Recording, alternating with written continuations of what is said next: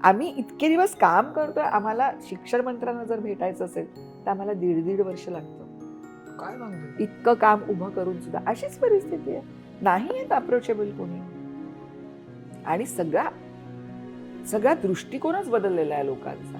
आणि त्याच्यामुळे असं झालं की जेव्हा हे महानगरपालिकेच्या शाळांची आमच्याकडे तक्रार येईल तर मी सारखं असं म्हणते की असं कुठेतरी आपल्याकडे प्लास्टर असं गेलेलं असतं तर आपण असा प्रयत्न करतो की जरा जरा नीट करावं, ते थोडंसं घासलं की तो डाग दिसणार आहे. असं करायला गेलं की तिकडे मागे भगदाडच आहे असं आपल्याला कळावं. असं ते झालंय. दलदल आहे पूर्ण.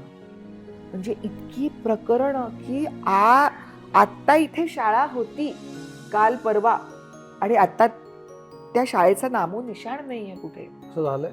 असं आहे? एकाने तक्रार केली शाळा चोरीला गेली आहे म्हणून. अशी तक्रार घ्या, FIR घ्या की शाळा चोरीला गेली. 2 ऑक्टोबर वसाहत शाळा ही जी आहे ती गायब आहे शाळा. ती कुठे माहिती नाही कोणाला.